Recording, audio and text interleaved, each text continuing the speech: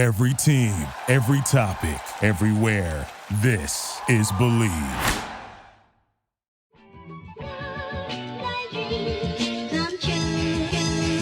Welcome in to another edition of the JMU Sports News Podcast. I am Bennett Conlin, joined by Jack Fitzpatrick. And the Dukes, they keep on winning.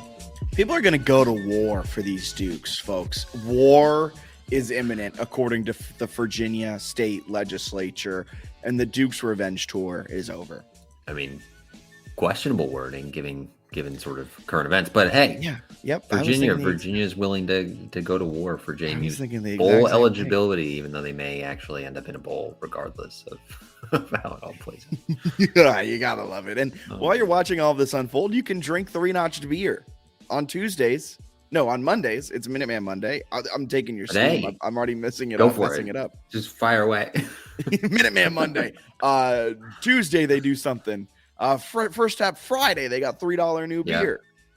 Tuesday the cases are half off. That's right. So shout out to them. Deal. Shout out to Three-Notch. We love Three-Notch, and we'll be there for our live podcast on November 17th. Yep, Friday, November 17th. You can see it on the screen there if you were watching live at the Three-Notch Valley Collab House in Harrisonburg. That's 5 p.m., so a couple hours before men's basketball tips off against Radford, and then a day before JMU football plays App State. So it should be a heck of a weekend. Yeah, come check us out. It's going to be a live podcast kind of setup, but not really a podcast where it's talking. It's going to be more of a discussion-based type of thing. The podcast will then be posted to all podcast platforms. So if you can't make it out, you can hear what we discussed. But come on out, $3 pours of their first tap, and then you can get some really great beer. Otherwise, I'll probably be sipping on some Emperor, Duke of Clouds, maybe some King of Clouds action. Maybe I'll just be chugging whatever their first tap is. They recently just launched Biggie S'mores. They're kind of like big time Imperial Stout. I think they just released a bourbon barrel aged version of Biggie S'mores too, for their 10th anniversary. But a lot of awesome stuff coming down the pipe. So be on the lookout for that at Three-Notched, and mark your calendars for November 17th, 5 p.m. Three-Notched Valley Collab House for that live podcast. There's a reason Christopher William Jewelers has been voted best of Virginia year after year. It's not just one thing that sets us apart. It's everything. It's the selection, extensive and unmatched, with every engagement ring, loose diamond, and fashion jewelry chosen for quality and brilliance. It's the service. From our diamond experts to our master goldsmith, our team shares a passion for what they do, and it shows. It's the atmosphere, both glamorous and laid back. See for yourself why people can't stop talking about Christopher William Jewelers in Harrisonburg and Weir's Cave. The last of the major pro sports leagues kick off this week. The kickoff actually tips off, I should say, tomorrow. And BetOnline is your number one spot for all of your NBA betting action this season. You got the MLB postseason right now. You got the NFL regular season. Shout out Seahawks for beating the Cardinals. Shout out Ravens for just smacking the Lions. Yeah. Sorry about that. College football, NHL, all of it is in full swing. BetOnline, number one source for your wagering news, odds, trends, and predictions. As a quick aside, you were all over, though, the Ravens at -3. So how bad of a Sunday was it, actually? Not that bad. I thought they were going to lose that game for sure. Didn't think they would get embarrassed quite the way that they did. But, yeah, I thought they were going to lose that. A little banged up, and then Baltimore, I feel like, was probably underrated going into that. They're probably a better team than Detroit. Yeah, very much so. Maybe not better than Detroit, but they're like one of the best teams in the AFC. They're good. Get everything NBA at your fingertips, both desktop, mobile access for every sport, anytime. Head to BetOnline today to get in on the action. Use promo code BELIEVE, promo code BLEAV to get a 50% welcome bonus on your first deposit. BetOnline, where the game starts.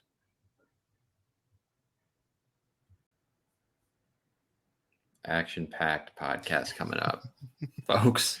It's taking a minute to gather my thoughts there. Yeah, I was waiting for you to take that one. But 20-9 over Marshall in what was really, in hindsight, kind of a dominating game. They were very disappointing in the red zone, which made it like not dominant at times. But I feel like overall, what the yardage differential was pretty significant. It was like low 400s to sub 200 for Marshall.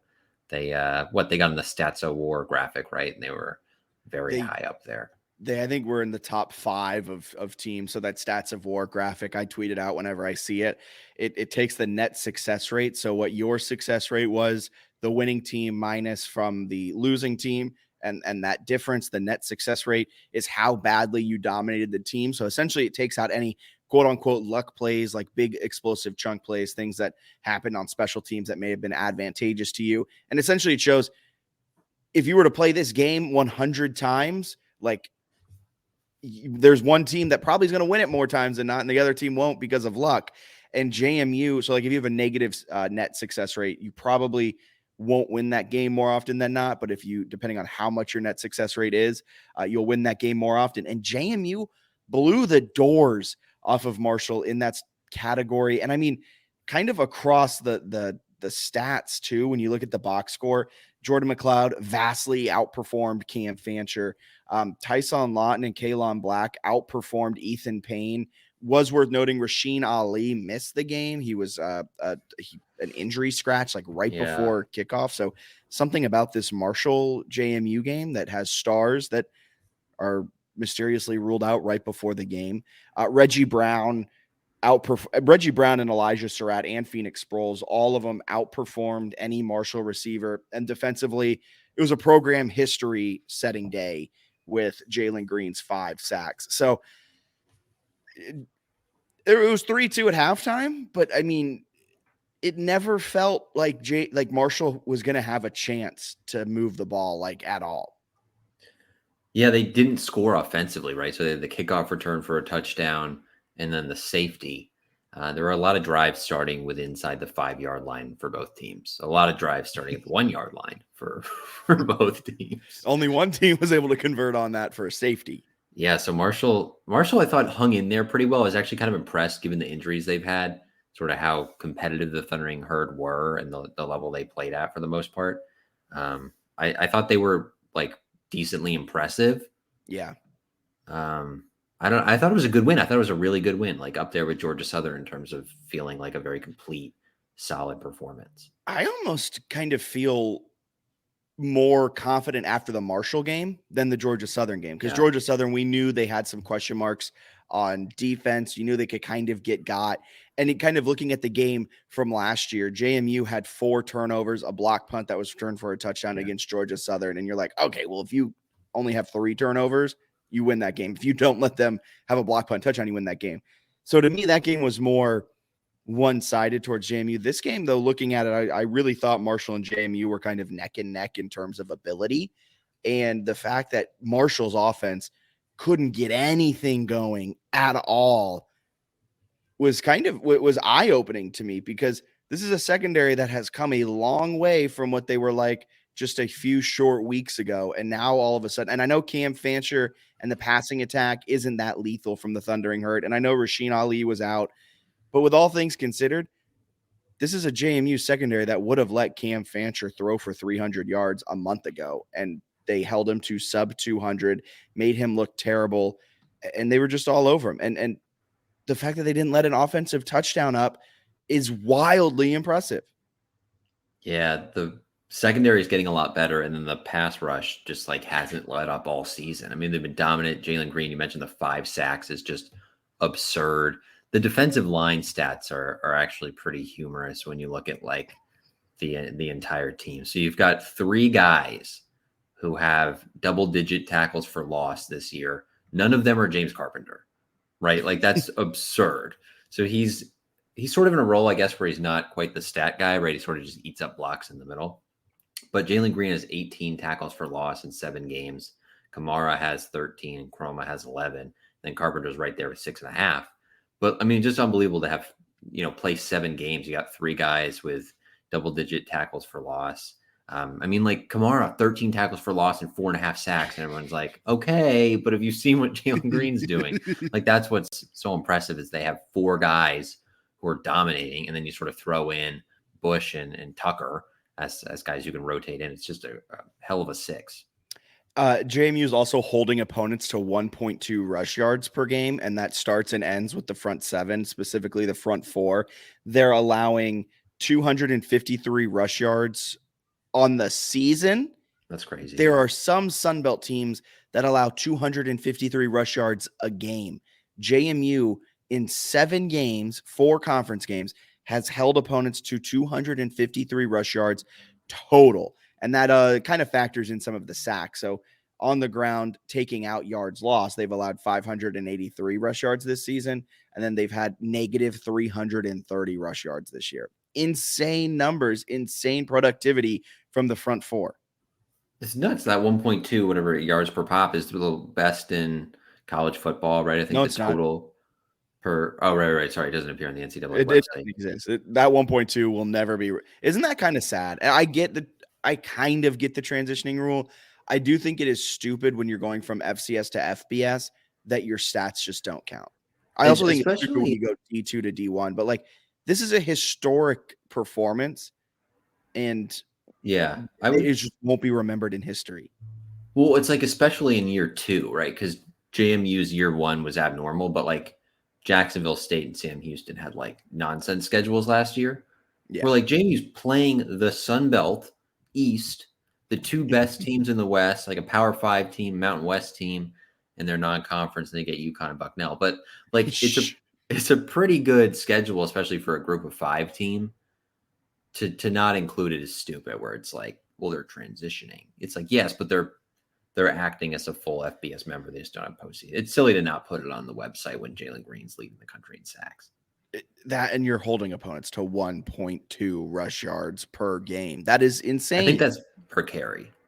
I think. What did I say? Per game. Did I say per game? Yeah. It's low per game, isn't it? Like it's whatever it is leading the country. I think it's higher than 1.2. Thank you for correcting that. It is 1.2 per attempt. They have kept. That's it. My bad. It's 36.1 per game, which is absurd. But then it's a couple teams I think have been. Wasn't Marshall negative rushing? I think they were -4. They may have finished the game at -4. That's insane. Right, and obviously sacks are playing a huge role in that, but it's still unbelievable. So they held Troy to -12 rush yards, which he's the best. Kamani Vidal is the best running back in the Sun Belt. Unbelievable. No, he might be one of the best running backs in the entire nation. Yeah, he's really. They held Marshall to -4 with their backup running back, but still otherworldly. They held a Power 5 team to 18 yards, and they held South Alabama, another really good offense, to 27 rush yards. The most yards allowed this season was 98 against Utah State because they had a 35-yard run. Nobody getting over 100 as a transitioning team feels insane. Like you're not supposed to be that good in the trenches. The longest rush they've allowed is 35 rush is 35 yards. Jeez. Like For comparison's sake, JMU's longest rush of the season was 57 yards. And JMU's bad at running the football. You could probably find a bunch of games where, well, obviously if the team's in the negative, though, where JMU's like longest run is significantly more than an opponent's like total rushing yards. Maybe you want to go through game other by than, game? Other than like the 98, right? Because I don't think they had a 99-yard run against Utah State. Yeah. Against Utah State, their longest run was 16 yards. That checks out. that was a rough game. It's funny too, because they're not that good at like running the ball. JMU, like they're not bursting out a lot of long runs. That's what I was saying. Yeah, exactly. It's kind of sad. But to focus back onto the Marshall game, McLeod goes down with an injury, comes back in. I have a question for you, and I'm going to throw this up for our viewers on Twitter live stream, YouTube live stream, Facebook live stream, wherever you're watching. Has Cignetti finally accepted that McLeod is good? I think there's a lot more trust there than there was at the beginning of the year. And he's definitely playing better than he was at the beginning of the year, but he also wasn't like bad at the beginning. He's been really good. He's been one of the best quarterbacks outside of TJ Finley. He's been the best quarterback in the Sun Belt. Yeah, he's been really, really good. And he's got some defenses coming up that I think he has a chance to kind of beat up on, but super impressed with him. And then it feels like they started to actually like use his legs. Yes. In a way that makes sense the last like 3 or 4 games. And he's been holding on those read options a little bit more. That helps. Yeah. Which I think is him just comfortable in the offense. So being more comfortable with his own body, because it is kind of insane that the last time he took a snap before Bucknell in a live game action, he destroyed his leg. So speaking of comfortable in his body, I don't think I've seen a quarterback play for JMU in a while who is more willing to get just crushed in the pocket, like standing in for a throw. Yeah, I didn't know And where you didn't know where I was going with that. Then McLeod. It's weird though, because you mentioned it like maybe you have to gain trust on the leg. It's like for running, it seems that way. For passing, he just like stands in and gets obliterated and is like, oh, like. And sometimes I wish he didn't. Sometimes I wish he like rolled out. Like the one hit he took where it looked like he may have. I'm not a doctor. Let's call it a hyperextended knee. It kind of got pushed to the wrong angle. In that scenario, like, I don't know, maybe a pump fake and roll out. I know this is me armchair quarterbacking a few days post game. And at the end of the day, it was a completion for a huge gain and you only missed like a drive. But maybe you kind of like move in the pocket a little bit more. He's a great pocket passer, and it's hilarious because he's also the team's best runner. Yeah, when he's in space, he's doing a lot of good things. He's making great throws. The deep balls, I didn't think he'd be that good throwing deep balls this year. I assumed he'd be pretty good in like those intermediate and short routes. Throwing some great deep balls to Reggie Brown, who had another like bounce back game. He's been really good, kind of outside of the South Alabama game. Phoenix Sproles was involved. Thank you. Love Phoenix. He's been getting more involved the last few weeks too.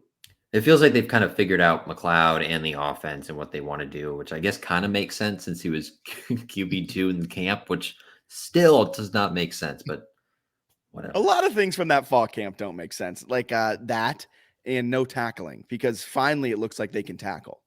Yeah, they just seem a lot better.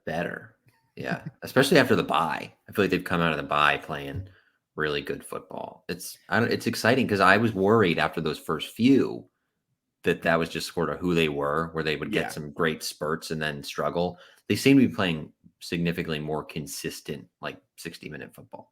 Yeah, I think that Marshall game too was a full 60 minutes of needing everything to play well together in order to win that game 20-9. Your offense wasn't doing great in the first half, but your defense sets up the offense in some advantageous situations.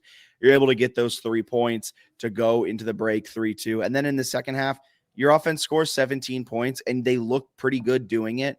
Jordan McLeod is hurt. He comes back in. He continues to play. And they put up some points. I think it was a very great game that was extremely complimentary. I liked the play calling. I liked the utilization of Phoenix Sproles a lot. I've loved his utilization the last 2 weeks.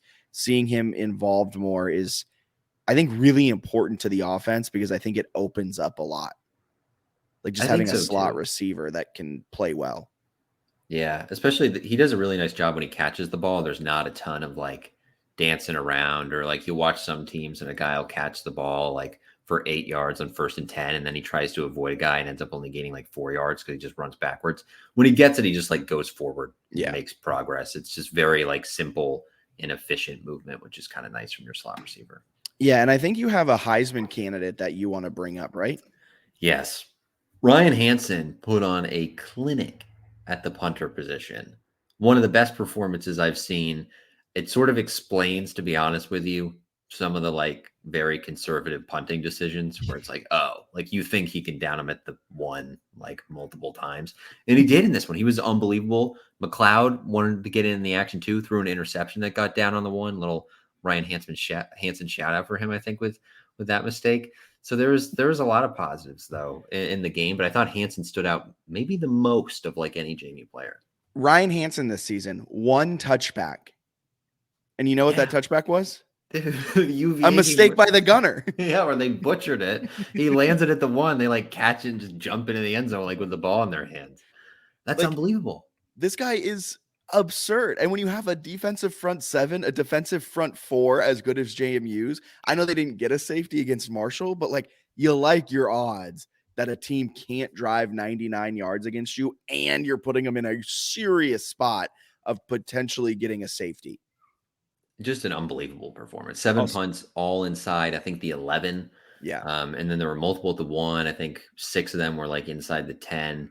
Just a clinic. And they did a decent job like gunning it and getting down there. There were a few. There was one that was like a pinball machine where it like bounced, and I think Hudson just like swatted it back, and it was like looked kind of clunky, but it worked. They did a really nice job with it, and I think you floated the idea that he might be one of their like most impactful transfers in recent years. I did say that, and I kind of worded it in a way where I wouldn't be called a disgrace to the university like people in the past have called me. That's true. For making pretty broad generalizations.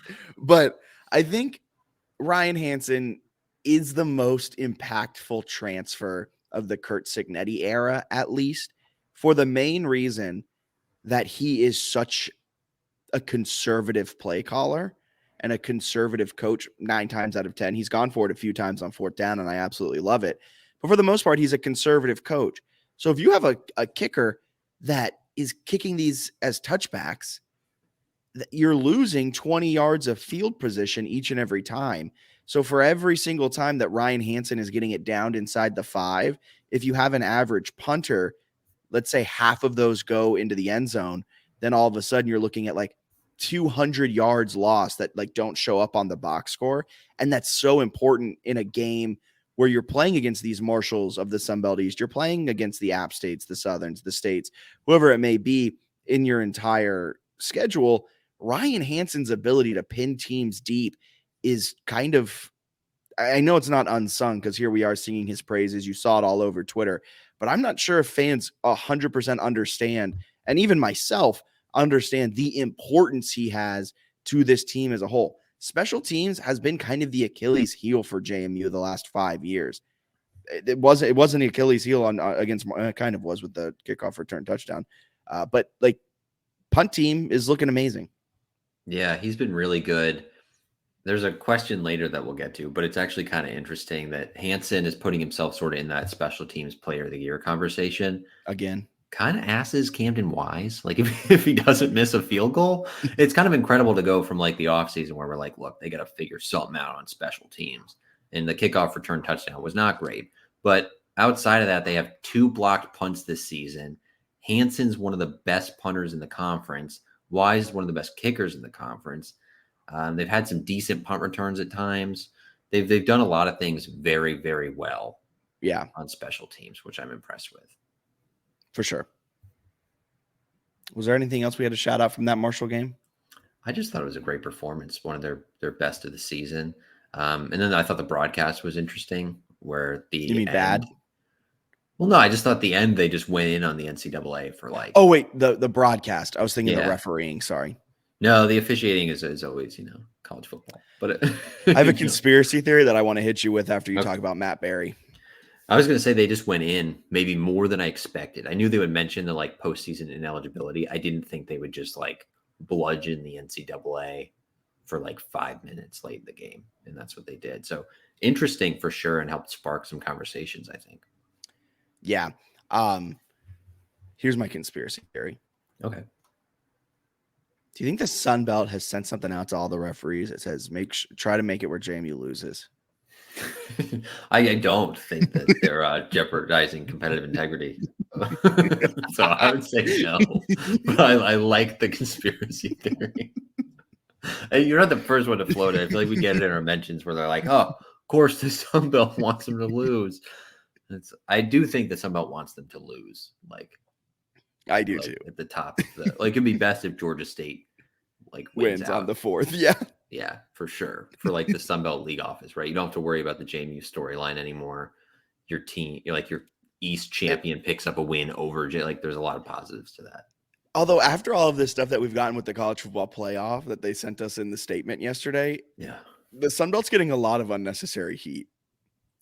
Yeah, what are they supposed to do? There's literally nothing they can like let JMU play in the championship game and like not go to a New Year's 6. How bad would it look if the Sun Belt champion is in the Bahamas Bowl? How bad would it look if they're in the New Era Pinstripe Bowl?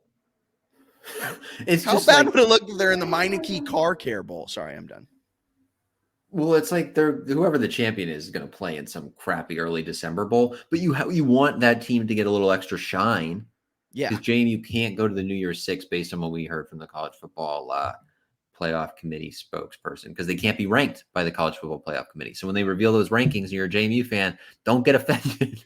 Where are they? They can't be ranked because they're not ranking any NCAA eligible teams. You also won't see 0-7 Sam Houston on those rankings for that reason. Yeah, for that reason. People have said that playing Sam Houston State after a bye week's a trap game. What an insane logic. Speaking of trap games, this weekend, ODU comes to Harrisonburg for the Royal Rivalry Part 2. Say that 5 times fast. So the 3-Notch Weekly preview with the Monarchs. This is a team that allows a lot of sacks, and they're going up against a JMU defense that likes to sack the quarterback a whole hell of a lot. When these two teams faced off last year at ODU, JMU absolutely dominated, and Todd Centeio was named like the Oyster Shucker MVP of the Year award. And it was an absolutely gorgeous day to watch the Monarchs lose. This year, I'm kind of feeling a little bit of the same. I don't think ODU matches up well in this game at all. Their quarterback is not very efficient. Their offense is not very efficient. But this is a Monarchs team that is a little bit more frisky than I think we initially expected coming off of a win against App State. What are you expecting this weekend in Harrisonburg, Virginia? We're going to need like a Jordan McLeod, Oyster Player of the Game graphic if they go on and win this one. But I think it's one that Old Dominion's been impressively scrappy this year.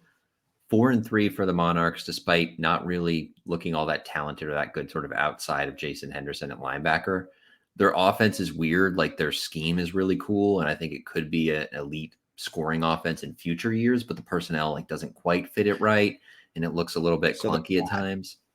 It's not great. Like they don't seem like they're good anywhere. And then they just sort of find ways to grit out some wins. At the same time, I think this is a very challenging matchup against probably the best team that Old Dominion has faced all year.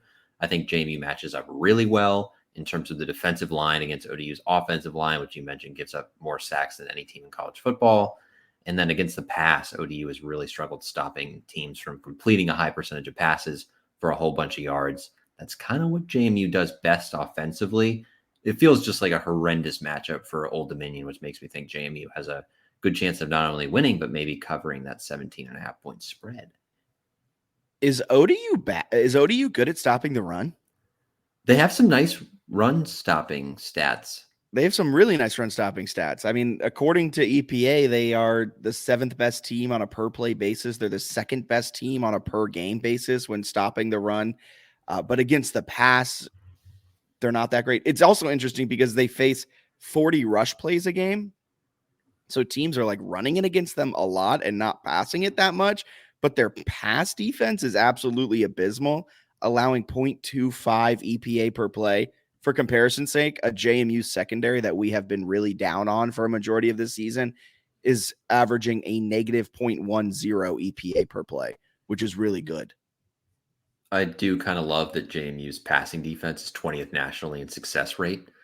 So we kind of rag on the secondary. JMU just feels like a complete team outside of the offensive running game, which it seems like they should maybe just avoid almost entirely against Old Dominion and could come out with a nice win. And you know what the really nice thing about that is? We were worried about specific matchups in the Georgia Southern game, and we were hoping they were going to target the secondary more, and they came out and they did it. Like, this is a coaching staff that I fully expect to know these numbers and be like, if we run it 15, 20 times, I'm okay with that. If we can gash them through the air, Jordan McLeod is really clinical with his passes. He's not making stupid mistakes. Then boom. Sproles, Reggie Brown, Surratt feels like a bunch of potential mismatches on the outside. I feel confident in JMU's receivers in this one. So we talked about the Jordan McLeod injury a little bit earlier. Tyler T just dropped this in the YouTube chat, and I think this is a really good idea, good thought process. Are we at all worried Signetti will be completely dark on the McLeod injury, and then at 8:00 Saturday night we see Billy Atkins trot out there? Is this a legitimate worry, Bennett? I don't think so. He got banged up, came in and played. They also had, and it's kind of alarming that we have not mentioned this before now, they had a mini bye. So they should be extremely well rested after the mini bye and ready to go. I don't think that's a concern at all in terms of his injury status. And to kind of throw it back real quick to the Marshall game, because I thought you were going to say we didn't even mention this. We do need to mention this really quickly. The interesting kind of poker game that Signetti's playing with his quarterback room. The QB1 to start the season is now the QB4, and the QB2 is now the QB1, with the QB4 becoming the QB2. Did I get that right? And Brett Griffiths this entire time has been QB3. It's possible that that's what's happened. Yeah, it's unclear, but Billy Atkins came in. I think he was 1 for 2. He was. Nice throw to Reggie Brown, and then he bounced a screen pass.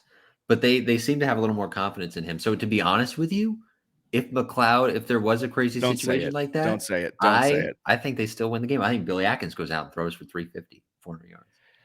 All right. So this ODU game, we both expect to win. We'll get to our picks later, but do you expect to win in this game? Yeah, it seems like a pretty nice matchup. Yeah, I'm not really, famous last words, but I'm not really worried about this game. The fact that they're 130th nationally in EPA per play, like McLeod should have a career day. Now I'm not going to say if he throws for less than 300 yards, I'm going to be upset, but like I fully expect this man to go out there and toss 4 tutties for 300 yards and them not to even try running the football. I think a lot of things would have to go wrong for them to lose. Like it's homecoming night game against a rival. You should have like an electric, at least first half atmosphere in like a really favorable matchup. A team that gives up more sacks than anyone in the country is just an absolute dream for a defensive line that has, as we mentioned, 3 guys with double-digit tackles for loss. Yeah. Sorry, I was answering a question in the comments. QB 2, 3, and 4 are all freshmen, right?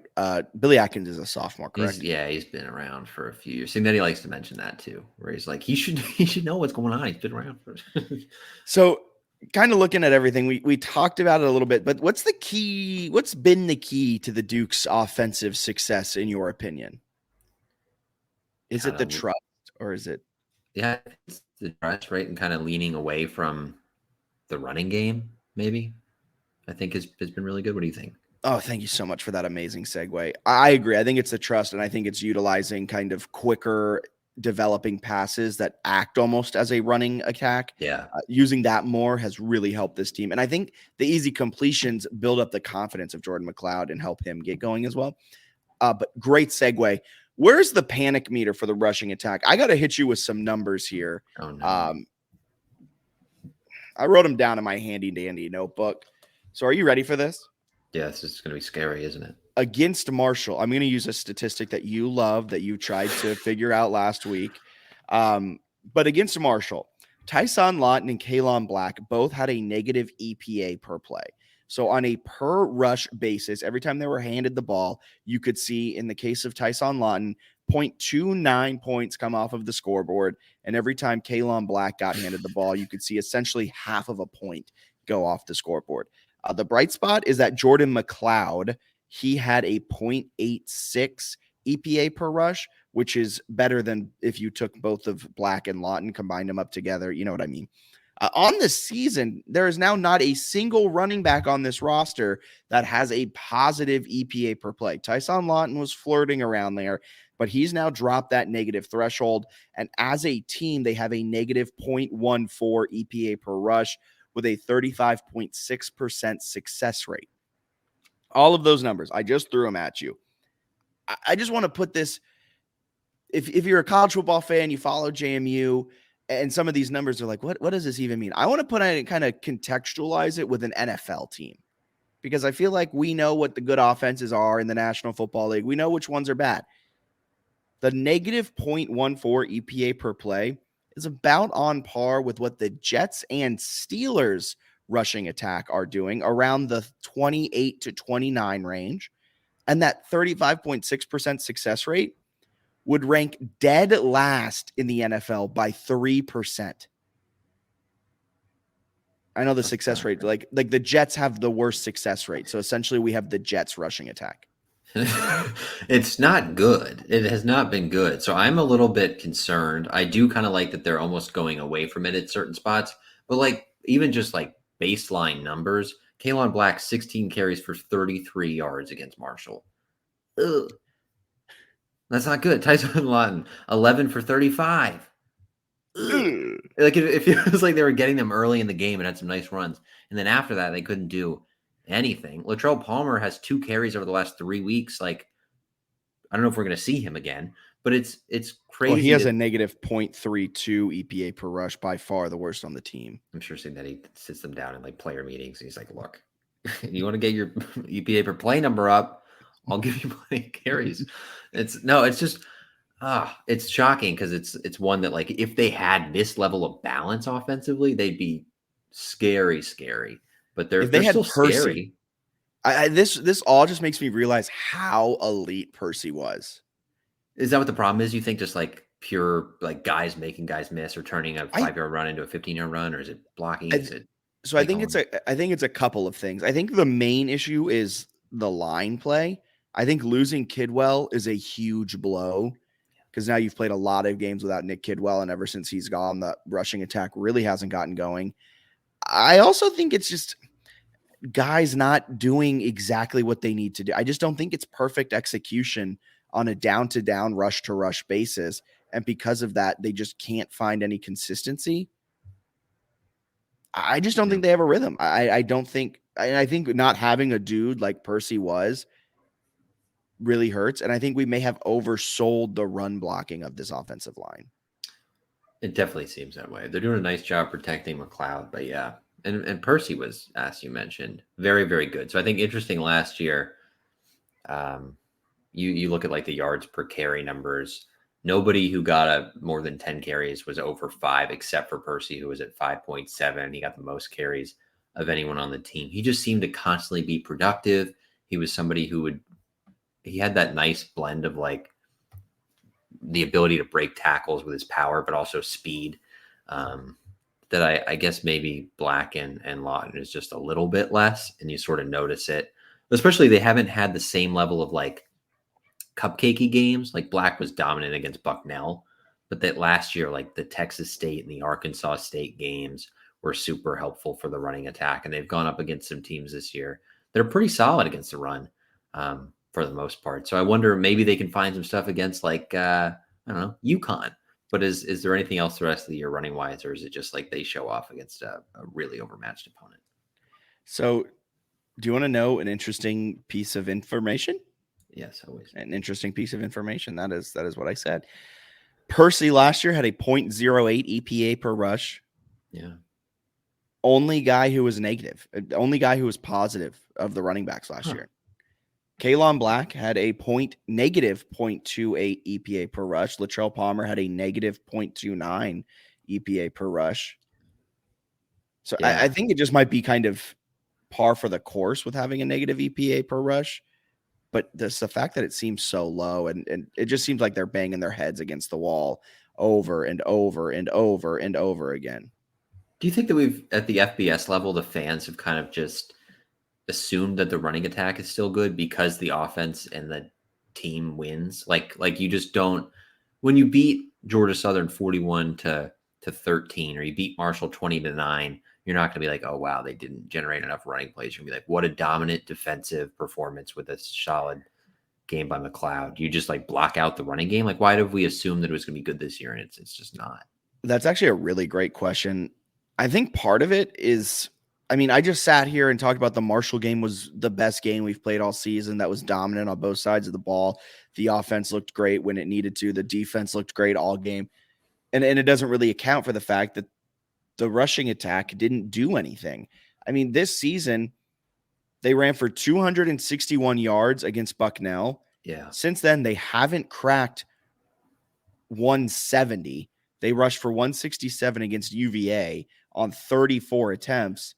That was their best game, like by far. Since then, they haven't broken 150 rush yards. That's wild. And also, are we picking nits on this? Probably, because the offensive attack still looks potent. Jordan McLeod is leading a very good aerial attack, and he poses a huge threat on the ground.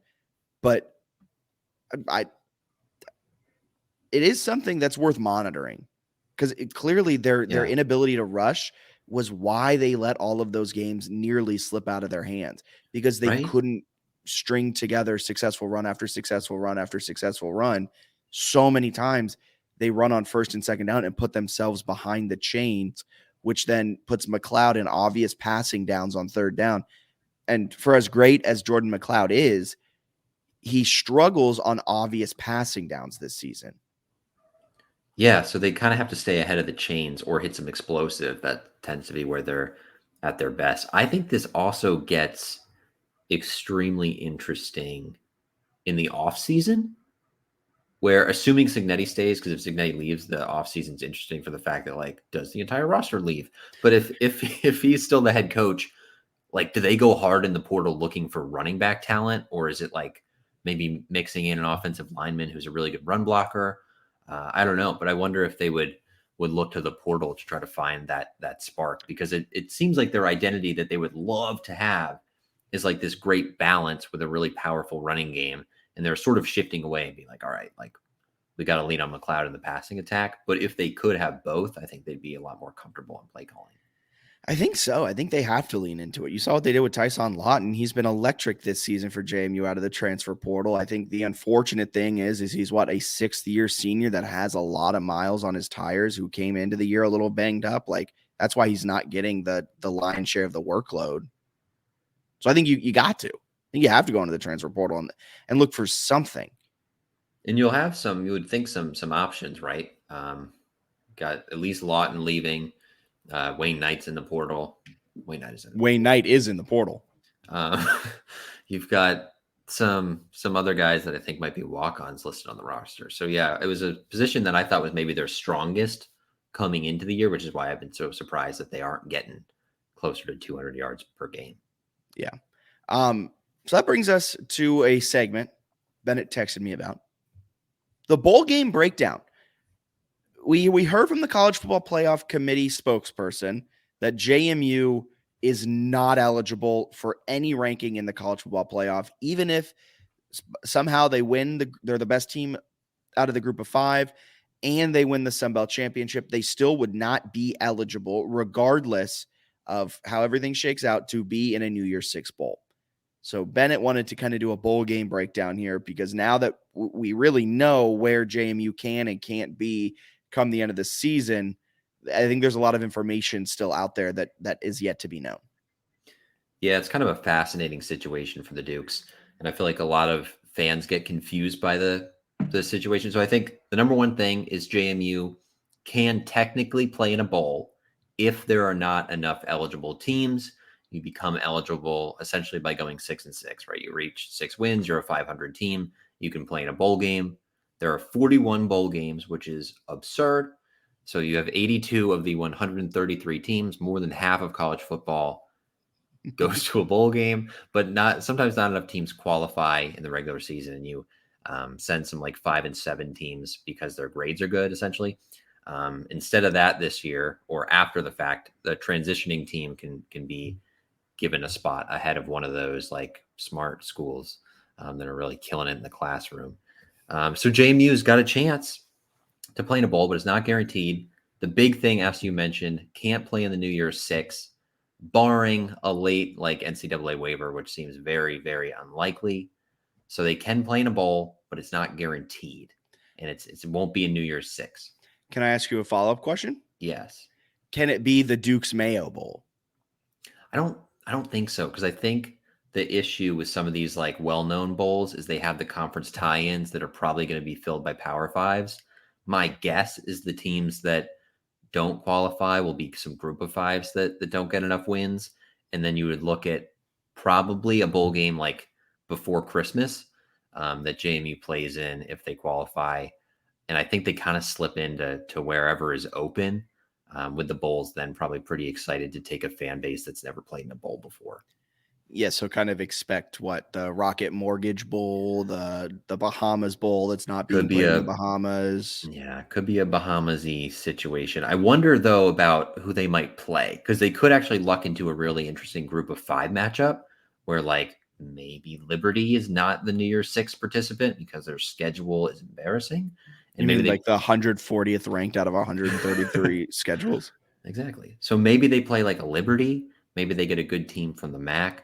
There's a possibility if there are multiple open spots, they could actually play Jacksonville State, which is also in the same sort of situation, which would be kind of fun if they have the two teams that aren't eligible playing in a bowl game. So there is a possibility they have a fun matchup. It's just not a guarantee. And I think, at least from the fan perspective, there's not a whole lot of use in screaming at the Sun Belt, especially, or really the NCAA about eligibility at this point. So what you're telling me, JMU can't make a New Year's Six, even if the Sun Belt reversed course and allowed JMU to play in the championship game, and they win the championship, and they're the best Group of 5 team. The college football playoff would still give them the middle finger, not give them the middle finger, I'm being aggressive, would still not allow them to play due to the NCAA rules. So JMU would then go to the next open bowl, like the first open bowl, essentially. So you fill up all the top tier ones and the bottom tier ones before going to a 5-7 smart school. They'll call up JMU and offer them the spot. Can JMU deny, or that'd be stupid? I think they'll accept pretty much whatever. I think it's up to the bowl, if I'm not mistaken, or maybe the network or something, which of the transition teams that are eligible, which is them or Jacksonville State, they would pick. It'd be surprising to pick Jacksonville State at this point over JMU, unless like JMU goes on a 5-game losing streak or something, Jacksonville State wins out, then maybe they become like a more enticing pick. So that's for the bowl games that don't have conference tie-ins. I think it's one where either there's a lower level conference tie, but that conference didn't have enough ability to fill it. I also think some of the low ones have like, it could be from this conference, could be from that conference. So whatever it is, wherever those openings are, you should slide in. It just is unlikely because usually those post-Christmas games where you have Power 5 teams, you're looking at sort of the top 5 or 6 teams from a conference. So like the ACC, the SEC, the Big 12, whatever, they're going to have teams that qualify. So you're not going to slide in and be like playing a game on December 29th against like USC that just happens, like the Holiday Bowl or something. That's not likely at all. But you could slide into probably one of those Group of 5 matchups. Well, thank you so much for that bowl game breakdown, Bennett.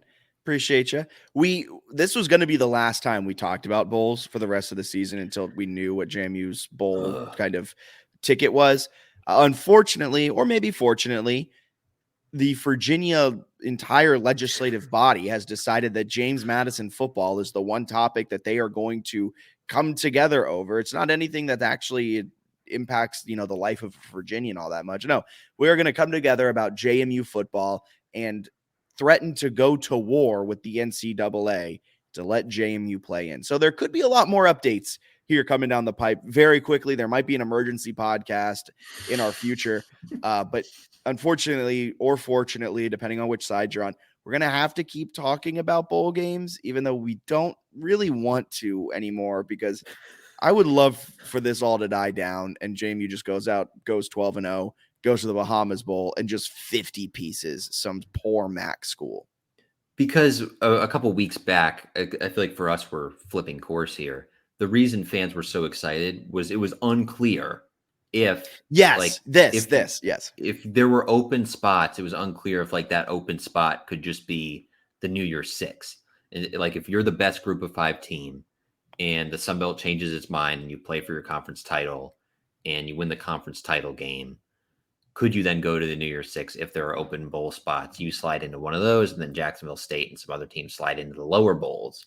Was that possible? And that's what the College Football Playoff Committee said no, because the committee cannot rank an ineligible team by the NCAA, and you have to be the highest ranked Group of 5 conference champion. So if you're not ranked, obviously you can't be the highest ranked, and that is the College Football Playoff Committee ranking. The AP poll is completely irrelevant for that kind of selection stuff. So a huge bummer, I think, because there was sort of that little potential carrot where it was like, wait, maybe something could happen here. Maybe the Sun Belt would change its mind, because the Dukes are, if they were eligible, they're positioned better than any Sun Belt team to sort of contend for the New Year's Six spot.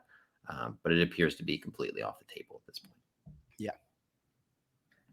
Thank you for that full breakdown. That leads us to arguably the best topic, the best subject of today's podcast. It's time for the Sun Belt Weekly Pick'em. I'm coming off of a perfect week, folks. 6-0, just absolutely blowing Bennett out of the water. I could not take more joy in this. You went with App to beat ODU, probably the smart pick, for being honest. And then you went with Louisiana to beat the Panthers. Both of those games extremely close. That came down to the very end. Yeah. Both went my way. So I went 6-0 last week, jumping up from 53-14 to 59-14. You went from 51-16 to 55-18. So a 4-game gap between us as we turn our attention to this week's Sun Belt schedule. That's starting things off. Georgia State at Georgia Southern this Thursday. This is going to be an electric Thursday night game. Who do you got? Rivalry game. This should be a fun one. I like Georgia Southern here. I'm still high on them. Georgia State's burned me in like almost every pick this year, so I'm sure they'll end up winning, which would set up a really exciting JMU Georgia State game on the 4th. But I'll take Georgia Southern. I'll take the Eagles. I'm going to take Georgia State and the Panthers. No surprise. They showed me a gritty win. They showed me a gritty win against Louisiana. They went into Lafayette and they took down the Raging Cajuns 20-17. This week, they turn their attention to Statesboro, Georgia, and they are going to take down the Eagles. Give me the Panthers. Arkansas State, ULM. Wouldn't recommend turning this one on. But I'll go with ULM. I think they get their first conference victory at home. I love the fact that on the Sunbelt website, this time for this game is still TBA. They're like, they might not play it. we might just care. I'm going to go ULM here too, just because Monroe, Louisiana, it's a tough place to play. We've seen it give App State a ton of issues. Georgia Southern was down at one point to that was in Statesboro, Georgia. ULM's just a gritty team. You know, they know how to keep it close. They don't know how to win, but they know how to keep it close. They find out a way to win this weekend. Southern Miss at App State. App State for me. I'll take App State as well here. I think Sean Clark realizes now that he's coaching for his job. Okay, because he was last week. I put him on hot seat alert, and he clearly missed the memo. So he wasn't taking it seriously. He was sort of coasting. Maybe just hanging out in Virginia Beach and not taking it seriously. I think this game at home, knowing what's on the line for him, employment, he will lead them to a win. I think just App State's the better team. Louisiana, you could have no coach on the sideline. I think App State would still win. Louisiana, South Alabama. South Alabama might be a wagon, so I'm gonna trust it here. Might just be a massive wagon. Coming through are the Jaguars of South Alabama from Mobile. Marshall, this is a good game. Grayson McCall's status is still up in the air after a scary hit that took him to the hospital. I don't think he's playing this weekend. Probably not. That was crazy. I wouldn't think so. I don't think they've officially ruled him out, though, but this is college athletics, and they will never officially rule someone out because Jalen Walker and Torres Jones were still the starters on the 2D 3 weeks after both injured themselves. I don't know who I like here, though, because Grayson McCall's been kind of meh this season. Yeah, this game is fascinating. I thought both these teams would be better. I'm going to end up going with Marshall here because of McCall's up-in-the-air status. I think Marshall, coming off a mini-bye, gets some guys healthy, plays a little bit better, and beats Coastal. Yeah, Coastal only put up 27 points against Arkansas State. I think Marshall and Cam Fancher figure out some sort of kind of rhythm on offense after not finding one at all for 60 minutes of game time. And the Thundering Herd pick up the win. Troy at Texas State. I'm going Texas State. Really? Oh man, I was gonna do that, but I can't with a 4-game deficit. So I will take Troy. I will take the Trojans. They might not have a very exciting offensive scheme, but the defense gets it done.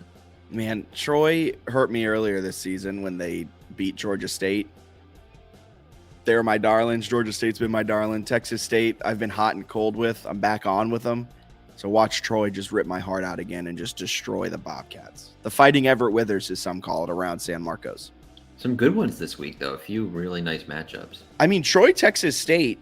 That's a good game. You might not believe in the Bobcats, but that's a de facto kind of conference championship game, kind of. Texas State sits atop the standings, tied with Troy and South Alabama at 2-1 in the conference. Georgia State and Georgia Southern, both one loss in conference play. Yeah. Georgia State will need to win this to stay in the hunt for the Sun Belt, assuming JMU can beat them. JMU is probably going to be a double-digit favorite on the road against the Panthers. ODU's right there, but you seem JMU beats ODU. So you're saying all of these guys, if Georgia State can beat Georgia Southern, they're still right there in the thick of it for the Sun Belt East, a team that was picked near the bottom of the East. So much fun this weekend in the Sun Belt. Depending on who you ask, they're actually first in the East. Ben Moore, is that his name? Ben Moore? Yeah, we'll get into his tweet. We should just read like 5 of his tweets next week and I'll just get your reaction. For News or Snooze. Yeah, let's just be Ben Moore tweets. That brings us to News or Snooze, presented by Christopher William Jewelers. Bennett will give me 3 quotes. I'll say if they're newsworthy or snoozeworthy. Let's go. Okay, this is we'll lead with a banger here from Virginia State Senator Louise Lucas. This is a tweet. So she asks Charlie Baker, the NCAA president, since you are new, ask around about the legislative help Virginia has had to give your organization over the years. I've been in the Senate for 32 years and can think of a number of issues you have all needed help on. Virginia will go to war on this. That's referring to JMU's postseason eligibility. So I have so many thoughts. And I don't know if it's newsworthy or snoozeworthy. I'll say newsworthy because it's in the news and it's going to be in the news. It's going to be in the news cycle for weeks to come. But it just feels like a sad grab at a popularity ahead of elections. And also to say like you're going to war with what's happening around the world right now just seems really bad. Like everything about that, I don't approve. Just a kind of a weird tweet out of nowhere. That's just like, I don't know what that means exactly, how they've helped the NCAA and Virginia over the last 32 that's so fucking, excuse my French there. It's so weird. But it's all incredibly odd. Yeah, I'm with you. It's weird. And it's one that I was excited to move past the bowl stuff because JMU. I was so excited. It's also one where I think if you're a politician or whatever, at this point, you got to be like, okay, we're suing the NCAA. Like, you got to come with some action now, right? Some other people have already beaten you to the punch in terms of like wanting to get some popularity out of the bowl thing. So you got to come with a little action or at least a fake action item. Bring something to the table, right? Well, it's like showing up to a party, bring a little food. It's a potluck here. You're just showing up with the same thing. Like if the guy before brought brownies and you're bringing brownies. Well, she's doing less than what the guy before that showed up before. The guy before, no letter. He wrote a letter. She's just saying we're going to war. She just added Charlie. You're new here. That's also like a little bit of a bully. It feels like they're picking on the new kid. I know we don't like Charlie Baker, but like, let's not pick on the new kid. What does that mean? If he also bowl eligibility, you're going to help him out in the future with what? We talked about this off air. What are you suing for? That they're upholding their rules? I don't know what the lawsuit is. Everyone's like antitrust. I don't know what. Sure. Show me the lawsuit and then we'll see if it's nonsense. Or threaten one. Give me a real one. You know what I mean? Not like a sternly written letter. No, not a sternly written letter because that's already been thrown out. The NCAA said yeah, no. It was like, thanks for your letter. This is a sternly written tweet. That are we sure she wrote? Probably the social team. That's what I'm saying. Imagine being the intern that was like, "Hey, your thing today, you gotta craft a 2-tweet thread where at the end of it you threaten war." Just so weird. It's like, well, then the other part that would be the funniest is if they do this whole stink and like JMU goes 12-0 and they like the NCAA changes their mind and like Air Force is ranked 2 spots ahead of them. No, the funniest thing would be if the NCAA changes course like going into the App State weekend and they lose. That would be really funny. Some of this stuff is absolutely cracking me up with all of it. And I guess while we're here, I'll do it too. The game day outrage was too much. It was too much. People were like, how could game day pick a matchup between college football playoff contenders in the Pac-12 over 4-3 ODU that nearly lost to Texas A&M Commerce and JMU, which can't go to a bowl game? What? Like, what do you mean? I mean, honestly, ESPN probably knew the rule before we did, and that's why it didn't come to JMU. Among This other also reasons. that ruling too takes the App State game off the table. It takes the JMU Georgia State game off the table that I saw That's one not- Georgia State beat writer That was float. shut up and Yeah. more again. What, we're gonna have all of 3 people in attendance for game day that morning? I too, as a major media network, when I can pass up an Alabama home game against LSU or Bedlam for the last time it's ever in the Big 12, I would love to go to Georgia State, which can't fill its stadium on a normal Saturday. Just absolutely insane. I don't agree with the game day outrage. Everybody's got to just chill about everything. The bowl games, the This I'm everything. also kind of like a crotchety old man when it comes to game day at this point. Because I'm like, Oh, you're yeah. standing outside for 8 hours to cheer when they tell you to cheer, and it's not very fun. Granted, I did tell Eva that, and she was like, yeah, but what about the students? It's a really great opportunity and like a fun experience. And I was like, well, yeah. Now I feel like a crotchety old man, like that's yelling, get off my lawn. It's But cool. it is a great- It's cool when it comes. You just can't get mad when they pick like a clearly better football game. And That's- storyline.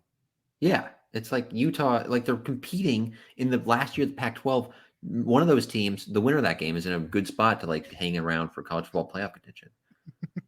John, so am I. So am I. We will be filling there. The 2 of us there, and also Dom going to this one? Palumbo. I'm going to this one. That's hilarious. The 3 of us JMU fans will outnumber Georgia State 3-1.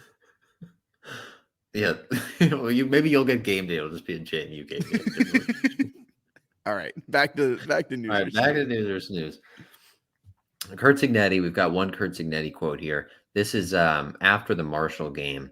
He's talking about a situation after after a punt. No, after the Francis Meehan interception. He goes, Also, Francis Meehan, one of the better. Like, he needs Dog. more. He's the best. He has 2 picks this year. 3, I think. 3 picks. That's triple the amount of any other safety. That's right. Actually, technically, that's wrong because all the other safeties have 0. So technically, triple of 0 would be 0. Some people are saying he caught more passes in the defensive backfield than Surratt at punt returner. Okay. Kurt Signetti said,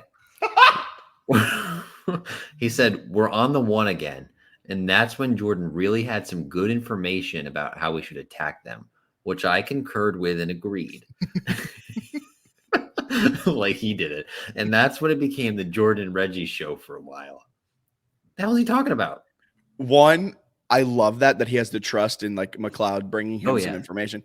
What I think this is newsworthy, but what I think happened is like he figured out hand like, you know, you watch film all week and Marshall like doesn't change its hand signal week from week, and McLeod was probably seeing him check when they were showing a certain run fit, check defensively to cover the holes, and that might be why Black and Lawton weren't getting a lot of rushing yards. But when he noticed that check on defense, he probably checked to something on offense and was like, Reggie, run. They can't guard you one-on-one on the outside. I'm just going to throw it up to you. And that's probably what happened. And then probably there was a drive where Signetti called something to see what would happen and probably confirmed it. Hilarious use of words, though, as in the middle of all of this, a Michigan entire cheating controversy is unraveling about stealing signals. And Signetti, right after this all gets announced, goes on and goes, you got some information. Yeah. Which I concurred and agreed with. And then we started playing football. I don't know. I mean, we got some information. That's all I'm going to say. Did we send a scout out 4 days before to watch Marshall's hand signals? I'm not saying no. I'm not. No, he did not do that. I should not. Not in today's day and age, but hilarious. I also love where he's like, I concurred and agreed with, which almost implies that like McLeod had come over earlier in the season, like, Coach, they're doing this. He's like, oh, really interesting. And then he like turns to Mike Shanahan. And he's like, no, we don't listen to any of that. Like this time, he's like, I agreed with it. Yeah, sure. But I agree with it. All right, last one. This is from ESPN's Matt Berry during the broadcast. This was hilarious. And we're going to talk about what's best for the student athlete. Well, these guys who have worked their butts off all season to get to 7-0, you know what's best for that student athlete? Honor them with a trip to the postseason. Pretty fired up. I like that whole clip of it. Like he was getting really worked up. I think it's newsworthy. I also think it's kind of newsworthy.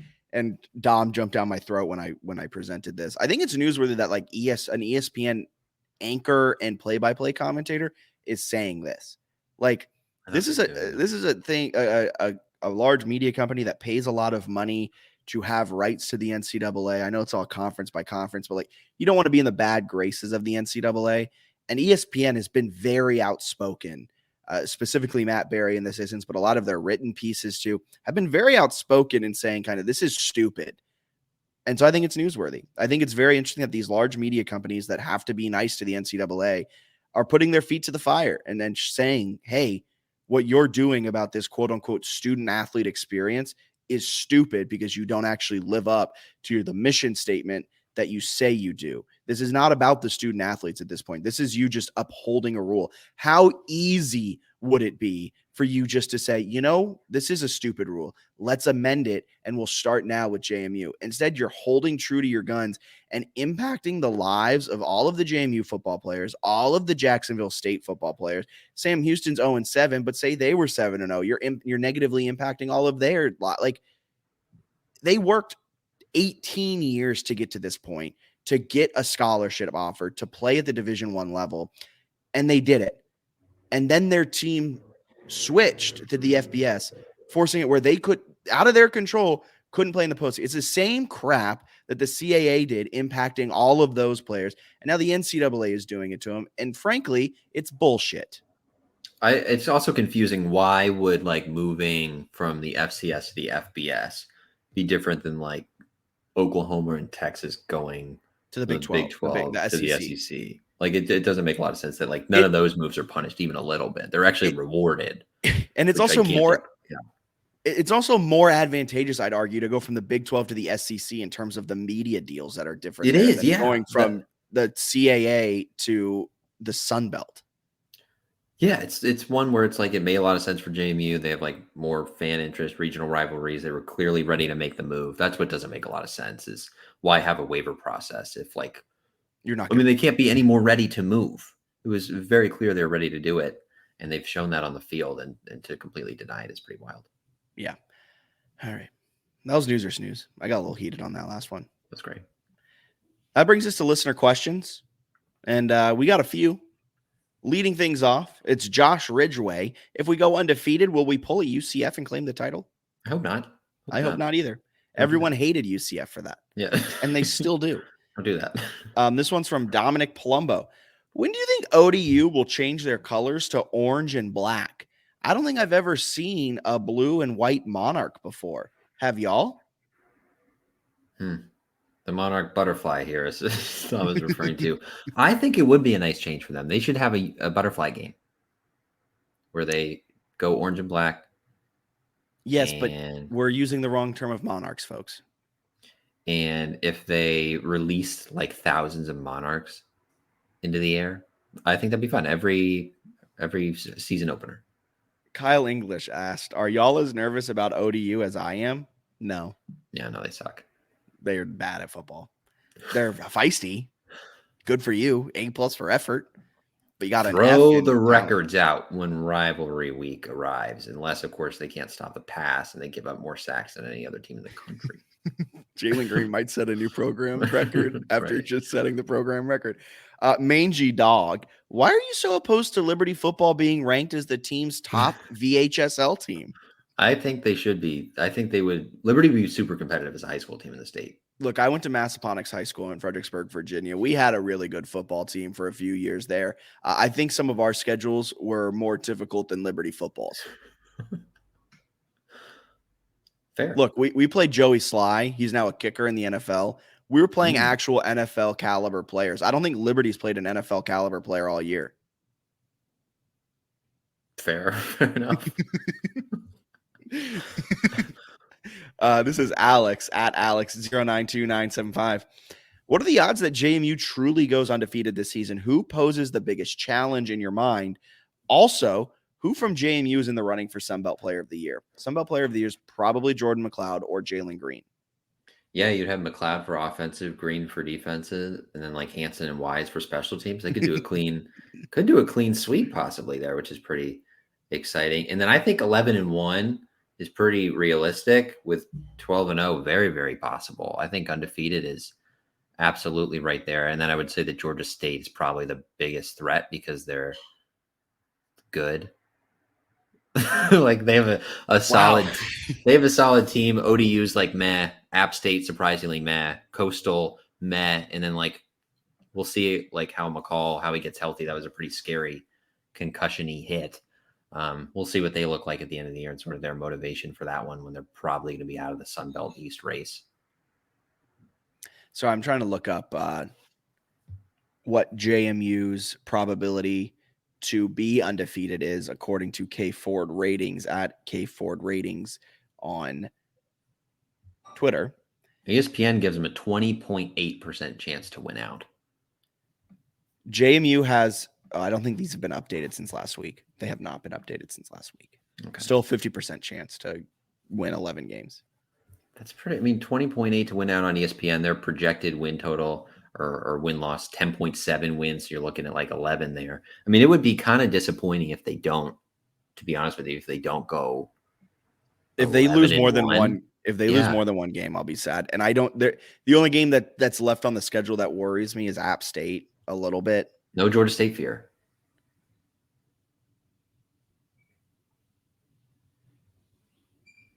Sorry, I'm looking for their passing attack. I can't find it. They run the ball really well, but I don't know if you heard JMU allows 1.2 yards per rush Per game, some were saying. Some were saying. I don't know who would say that, but Georgia State worries me a little bit. But I mean, the only reason that it was a 42-40 game last year was because JMU decided to hand them 4 touchdowns. You think double-digit favorite rest of the way? Yeah.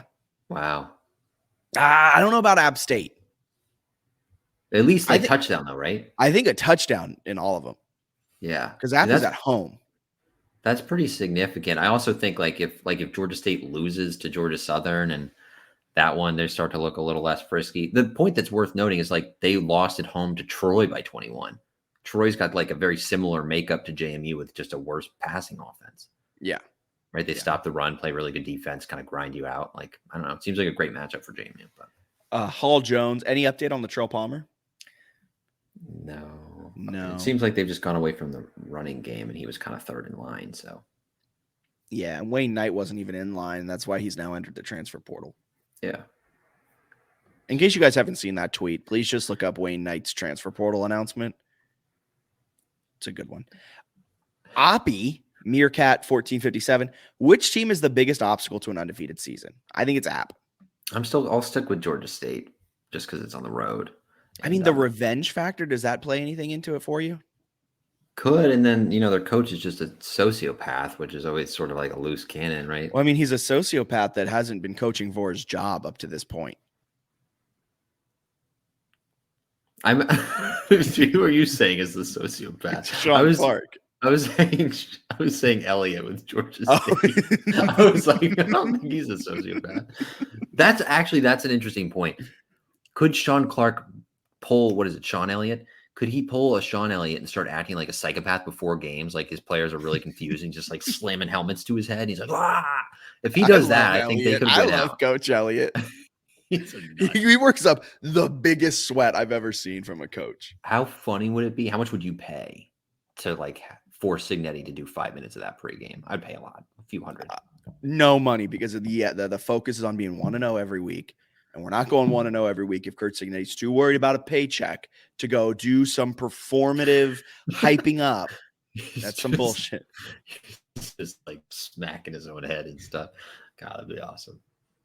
And last podcast, we talked a little bit about volleyball. I thought we needed a little bit of a potentially sad volleyball update. I'm not sure how it impacts their at-large chances. I think it almost not great. Annihilates it. They just lost back-to-back games in Conway, South Carolina against the Chanticleers. Coastal's a very good volleyball team. They are. But a very tough loss. They lost in straight sets on Friday, and then they lost 3-2. They lost 15-8 in the deciding set 5. So a tough weekend for volleyball. But they can get back in the winning column. They got Georgia Southern up next. Then they got Marshall, both of those at home, and then South Alabama to finish out on the road in Mobile. Field hockey, you're still on my list. 3-11. I have concerns. Yeah, I would hope if anybody so. wants to talk about them, slide in the DMs. We'll hash it out. We'll figure out what's up. Women's soccer, they're good at not allowing goals. Still working on scoring goals. Men's soccer, maybe they're in the postseason mix. I don't know. Kind of fringy. They had that great start, and they've won a couple in a row now to get a little bit back on track. So we'll see if they also have is a tough men's soccer conference. My God, yeah, really tough. And Jaylon Lee from JMU Baseball signed with the Missoula Paddleheads of the Pioneer League. All right. you and your minor league baseball. For Bennett Conlon, my name is Jack Fitzpatrick. Thank you guys so much for tuning in to the JMU Sports News Podcast presented by Bet Online. We'll see you guys next week. See ya.